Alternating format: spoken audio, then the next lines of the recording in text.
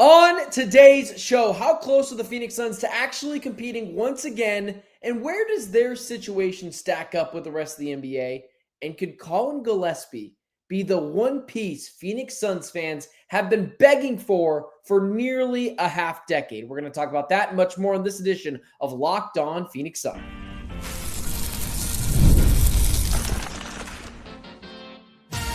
You are Locked On Suns, your daily Phoenix Suns podcast, part of the Locked On Podcast Network, your team every day.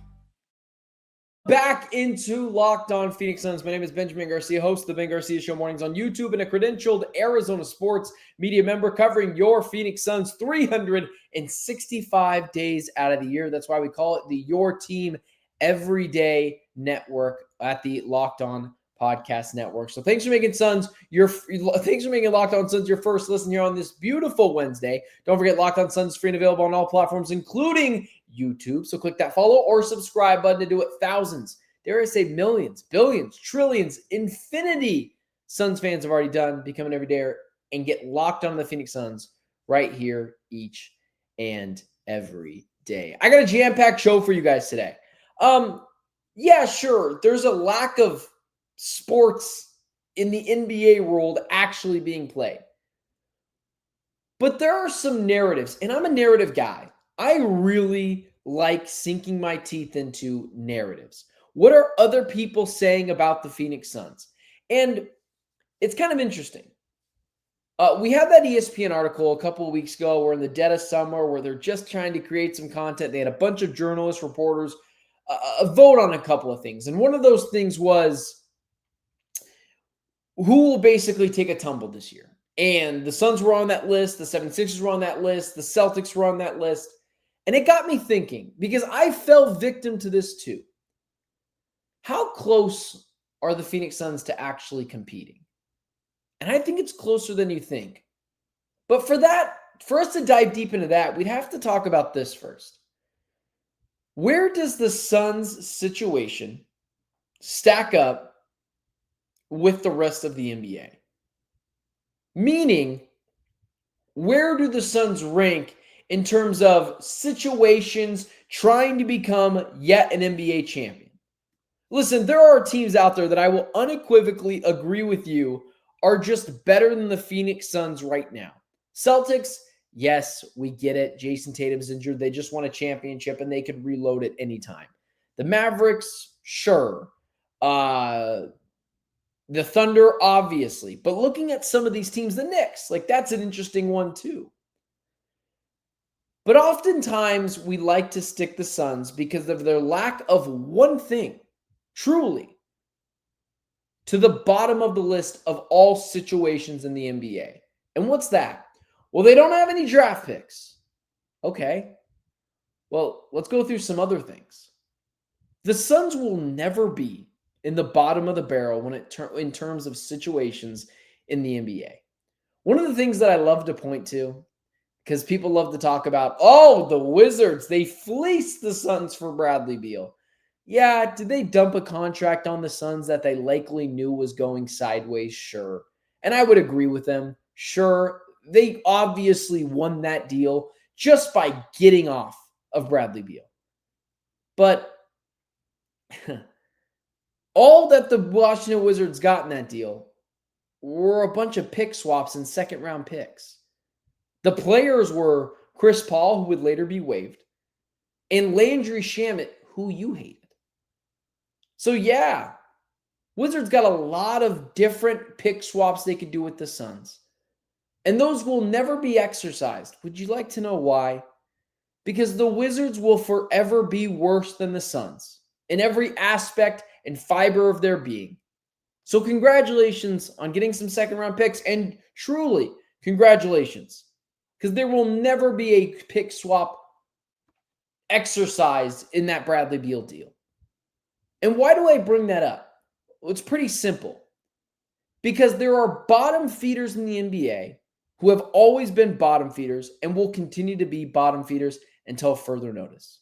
It wasn't until one time when I went on the Locked On NBA Squad show and we were talking about who has it worse. And being in my feelings, I was one of the few people in there saying We have it the worst. Look at us. All these different things. Kevin Durant doesn't want to be here at the time. No draft picks. We're in the second apron. All those different things.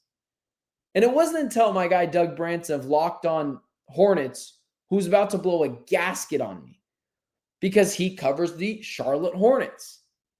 And then it dawned on me. And me and Brendan kind of talked about this a little bit too. Very briefly, but we talked about it for just a second. There will always be bottom feeders in the NBA. That regardless of how many picks or players, whether it's ownership or location of the team in terms of not getting free agents or stars to be attracted there, they will always be worse than the Phoenix Suns. So who am I talking about? Well, the Hornets, we labeled them a second ago. The Wizards, you could throw the Jazz in there. The Raptors, they won that one title, but have literally done nothing since. And that's all they have, that one title to their name. The Magic, until further notice, I know, yeah, their situation's pretty good right now, but for the longest time, they were seen as a bottom feeder. The Grizzlies, sure, they've got a lot of draft picks, but they just traded away arguably their best player in Desmond Bane for a bunch of late round picks. I think the Kings are on this list. They've never done anything. What about those light the beam years? Oh, the one year where they were the second overall seed in the Western Conference and then lost in the first round? Not impressive. The point is, teams like the Blazers and the Kings and the Pelicans and the Hornets and the Jazz and the Wizards, until further notice, until those teams that they can show that they can be competent for a long period of time, the Suns will always be better. And then outside of the elites, like honestly, the Dallas Mavericks are probably in this realm now. Teams like the Denver Nuggets right now, or the Spurs, I think are in a good spot and have championship pedigree. The Thunder, the Warriors potentially as well, following that because of their championship pedigree. But outside of those teams, the Suns are in the mix with a couple of different organizations. Yeah, sure. Do some organizations have it a little bit better? Yeah, for sure. But what the Suns have, and is something that a lot of other organizations don't have, is being in Phoenix, low state tax, and being a warm weather city in a cold weather sport. Stars and superstars will always be attracted to Phoenix. And I understand you yourself are skeptical on what the Phoenix Suns have done over the last couple of years. And I am too. But over this last offseason, they have shown real maturity. The only thing the Suns are missing to fully have the, every Infinity Stone Thanos style is draft picks. Because the Suns have the location. Every star and superstar player has Phoenix on their short list of teams they'd want to play for in a warm weather city in a cold weather sport. They don't want to play in Indiana. Oh, their team's good. Yeah, it's also -10. They don't want to play in Charlotte. I guess it's a little warmer, but yeah, me and the three things you can go do in Charlotte. Phoenix will always be a premier destination, especially in basketball. State-of-the-art facilities, new practice arenas, and an owner that is willing to spend. You know what players like? Maybe you don't. And I totally buy that. It's not me coming after you. Is they like an owner that as long as they play well, will fork over the money. And Matt Ishbia has always been someone who is willing to do that. So in terms of location and being a premier destination, and Matt Ishbia willing to spend money, and as long as he's patient, that will also help too. The Suns are just missing one other thing. A star/superstar to brand their team around. And who is that? Devin Booker. One of the most unselfish stars/superstars in the NBA. Players will always want to play with him. So yeah, when you talk about other organizations right now, like the Cavs and the Timberwolves, maybe you could throw in there as well, or the Magic or the Mavericks. All those teams just have something different that the Suns don't have. draft capital. But that's the only thing the Suns are missing from being a competent, competing organization, which you don't necessarily need draft picks to win a championship. It just helps. So this idea that the Suns are down and out for the next few seasons is absolutely insane. And I understand. I have been Mr. I don't know, not so positive guy recently about guys like Jalen Green of that nature, but I have been very high on other players. So with that being said, how close are the Suns to competing? Well, I will argue with you that it's actually closer than you think. Let's talk about that and much more next. First, today's show is brought to you by my friends over at FanDuel. The NFL season is almost here, and FanDuel is making sure you're ready to kick off the season with can't-miss offers. I want to pull up some just interesting lines from FanDuel Sportsbook, and we'll talk about those in a second. But right now, new customers can bet just $5, and if your bet wins, this is absolutely nuclear. When I first started sports betting and using FanDuel, it was like $5 to win $150 in bonus bets. I mean, if I'm not mistaken, they basically doubled that. New customers can bet just $5, and if your bet wins, you get $300 in bonus bets to use across the app. I love using FanDuel. I'm more of a spreads guy than a pick'em guy. So if we're looking at an interesting bet, if you want to lay $5 down, I think this is really interesting. The Arizona Cardinals in an East Coast road trip game. Remember, I cover the Arizona Cardinals. Look, they're right here. I know what I'm talking about. The Arizona Cardinals are going east in an early morning game against the New Orleans Saints where they're favored by 6.5 points. I like the Cardinals. I think they're going to win this game. A touchdown and a half favorite is ginormous for a team that, let's call it what it is can be incompetent at times against the Saints organization that does have a Super Bowl and it does have some winning pedigree. So as much as I take the Cardinals to win that game, but sheesh, man, I feel safe about the Saints covering a touchdown and a half. Also, if you just maybe want something that feels a little bit easier, take the Eagles to win on Thursday. They're playing a Dallas Cowboys team that is a shot fighter right now. So are you ready to play? Download the FanDuel app now by visiting FanDuel.com to get started. That's FanDuel.com to place your first $5 bet. All right, let's keep it rolling. So, as I was talking about and laying out to you pretty clearly, that the Phoenix Suns are not one of the worst situations in the NBA. Not to mention, I should have mentioned this last segment, but the Suns can easily reload on draft picks. Devin Booker will have the same amount of value next year as he does this year. Something tells me Booker isn't falling off a cliff next season. Oh, but Ben, what about his massive contract? What about it? You're telling me teams that are this close to winning a championship or feel this close to winning a championship are going to turn their noses at it because he makes $10 million more a year than someone else? Well, it's nonsense. So that other thing that I talked about, what makes teams seem competent?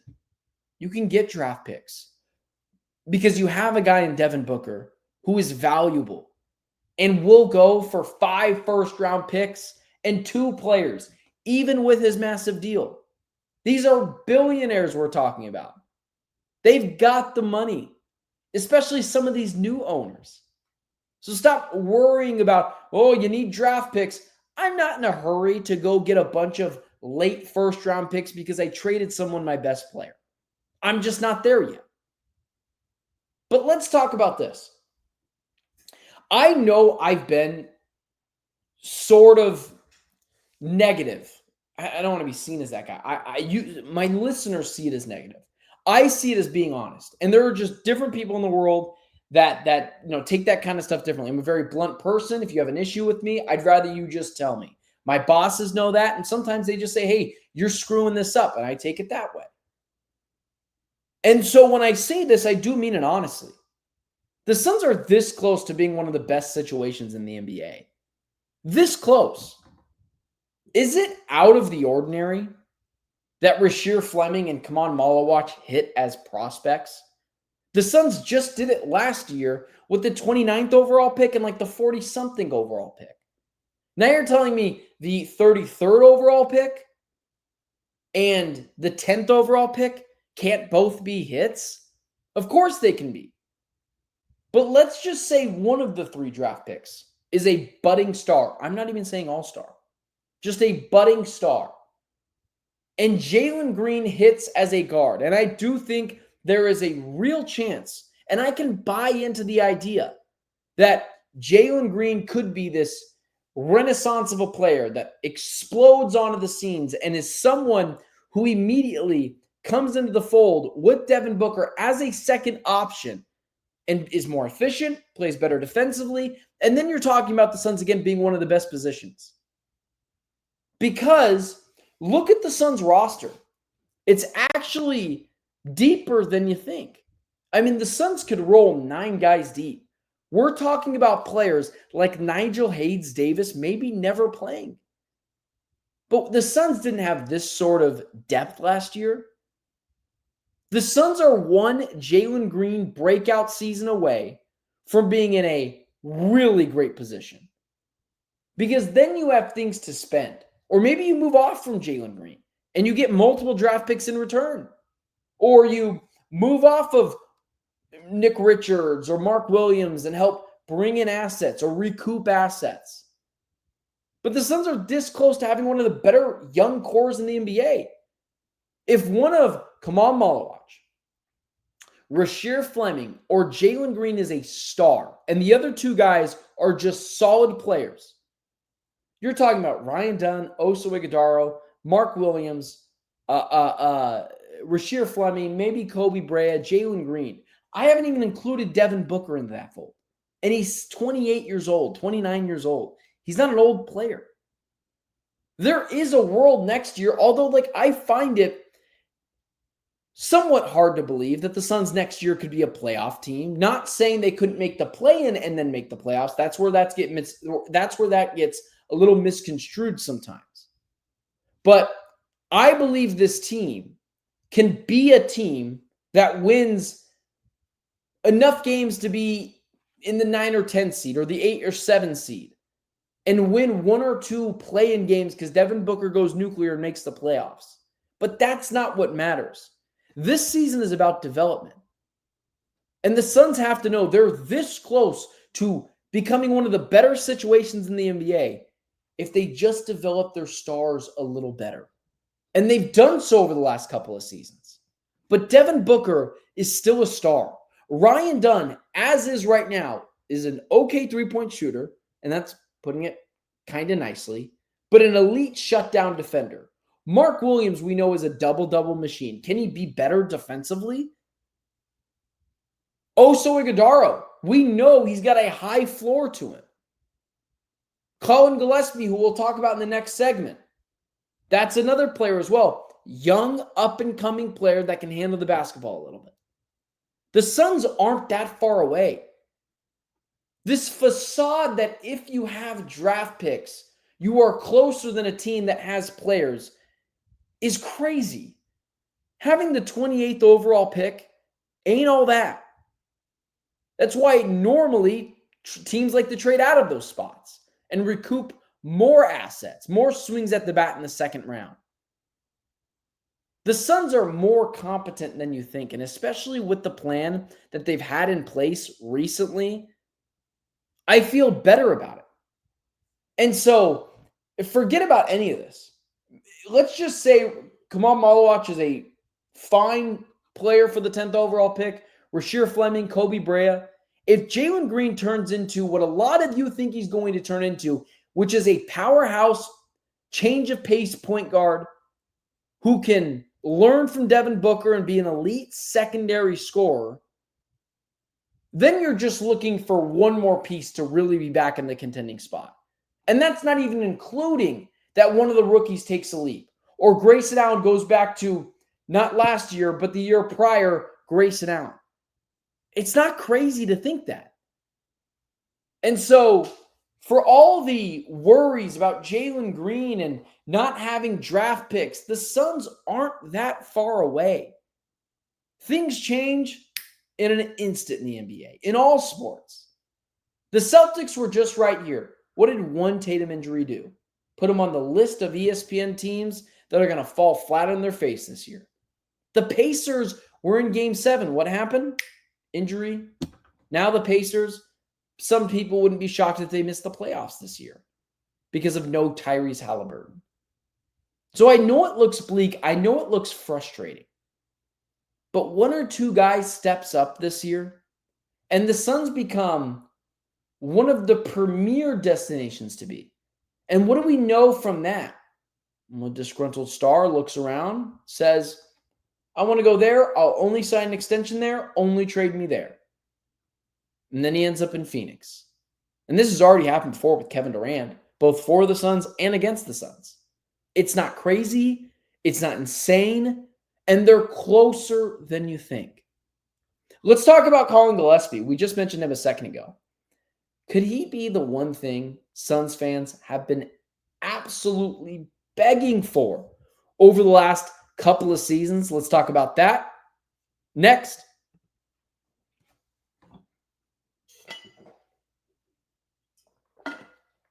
So talking about Colin Gillespie, I've seen this from a couple of people. Well, the Phoenix Suns need a point guard. That is their most important emphasis of need. And I have consistently said for 3 straight years now, no, it's not. For the first year, it was like, get defense, get players who can shoot the three. The Suns did neither of those things. The very next season, it was, they have a massive hole at the center position and an even bigger hole at the wing spot. The point guard spot, I'm not really interested in taking the ball out of the hands of Bradley Beal, Devin Booker, or Kevin Durant. And I was right there, like emphatically right. And now this year, we're going to play back the hits. All right, let's look at this roster. Well, there's no PG by anyone else's names outside of maybe Jordan Goodwin and one Colin Gillespie. And for Suns fans to look at that and say they need that player is crazy. I'll say this again for some people that maybe haven't heard this.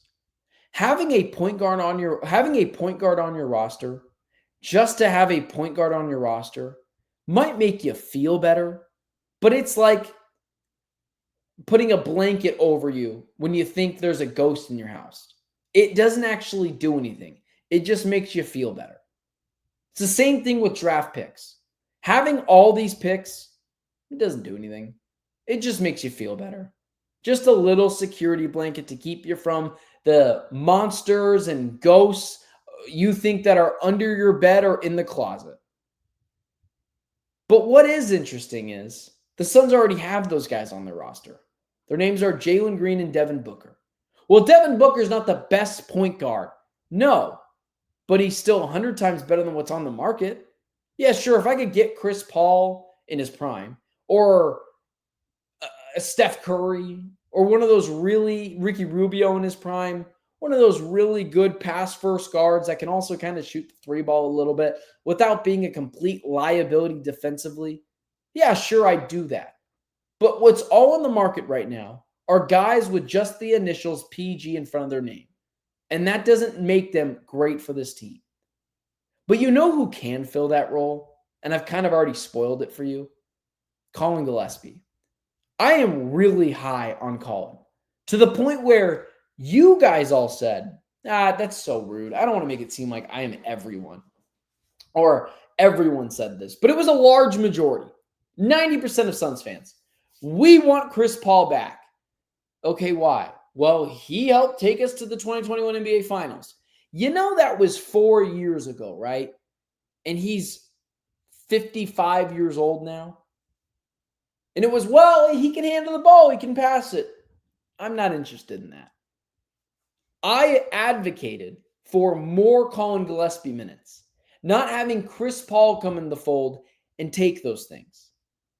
What I love about Collin and his ability to come on the Suns and make them a better team, especially in the second unit, handling the ball with all those other players. One, he's a pesky defender. He is not a great defender, but he's willing, and that goes a long way. and being annoying Jose Alvarado style to the opposing team's ball handler is enough for me. But even more than that, I think he runs the pick and roll fairly effectively. I think he gets to the hoop better than some people might think. But he shot 43% from three. He shot 2 of them a night, so that means he did it uberly efficiently. 43% from the field in about 14 minutes playing a night. So if we're doing what does a successful season look like for Colin Gillespie? I want to see him play 18 minutes a night, shoot 1 more 3 a night, maybe 2. That feels a little much, probably 1.5. And can he be the playmaker that the Suns need? Doing the old dribble the full circular length of the basket, find a guy down low, what Steve Nash used to do. But I'm really high on Colin Gillespie this year. I don't think he's going to turn into the Suns. I don't think he's going to fix the Steve Nash syndrome that I coined years ago, where every generation has had this point guard that they can cling on to for Suns fans, whether it was Jay Kidd or Kevin Johnson or Steve Nash or Chris Paul. I don't think he's going to fill that void. But what to expect from Colin Gillespie this year is pretty simple. Can he be on the floor for about 4 to 5 more minutes a night and continue his efficiency shooting the basketball and finding guys open? There's a chance you have your future 6-man.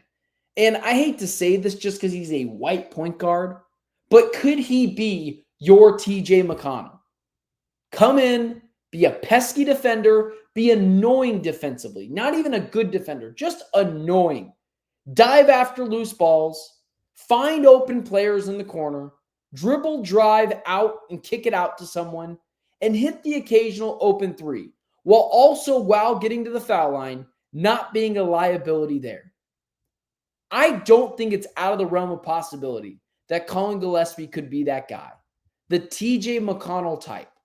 And the reasoning why I didn't want Chris Paul on this team, and I advocated religiously for Colin Gillespie, is because in a league that is continuously getting younger, twitchier, faster, Chris Paul is none of those things. And Colin Gillespie fits that mold. And if he can come in and play the TJ McConnell type, which I don't think is crazy, the Suns have one of the biggest things that you need.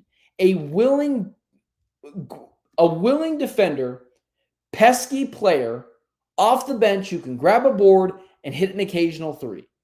And when Devin Booker is doing his thing, like Goran Dragic was like this too when I was younger. When Steve Nash was hitting and Amari Stoudemire was hitting and, whoever was on the court at the time, Jason Richardson, I believe, played with Goran Dragic. I know Grant Hill did. But when all those guys were hitting their shots and the team defensively stepped up and pressed those guys and blitzed the ball handlers and all that kind of stuff, right? And they thought they had everyone in wraps. But here comes in little Goran Dragic, or in this instance, little TJ McConnell or Colin Gillespie type coming in to break their backs with another 3 or open cut to the basket. That is the role that Colin Gillespie has to play this year. And it's why I advocated for him on this team over any other option, any of them, even Malcolm Brogdon. I want to see more of Colin Gillespie this year, not less. While everyone else was chanting for the Bull thing, I said, guys, he's not very good. Check the receipts. I was right on that. I almost fell into it there for a second, but I was right on that. He just wasn't a good player. And for the guy typing Bull in the comment section is misunderstood, God save it. No one has signed the guy. And it's why when people come after me, oh, you're being too harsh. Okay, I was right on that, and I'm going to be right on this too. Colin Gillespie needs more minutes, not less. And not miscast because we like watching Bull play because he's more fun. Gillespie fits the role of a winning championship caliber basketball player. Not the best player on the team, but maybe the most willing. And that's what matters the most. All right, guys, thank you so much for tuning in to this edition of Locked On Phoenix Suns. I'm working on trying to get a guest for Friday's show. So if you guys have any people that you're like, go get this guy, he knows more than you and will school you in basketball knowledge, let me know. Let's bring him on the show, or her as well. Not obviously opposed to that either. Him or her, let me know who you'd want on the show. I'll reach out to those people and probably get them on, or maybe have to schedule it out a little bit further in advance. But thank you so much for tuning into the show. Do me a favor. Don't forget to like, share, subscribe, leave a 5-star review wherever you are consuming this, if you are listening to it in an audio form. So with that being said, guys, thank you so much for tuning into Locked On Phoenix Suns. For myself, Benjamin Garcia, everyone tuning in, I will talk to you guys on Friday.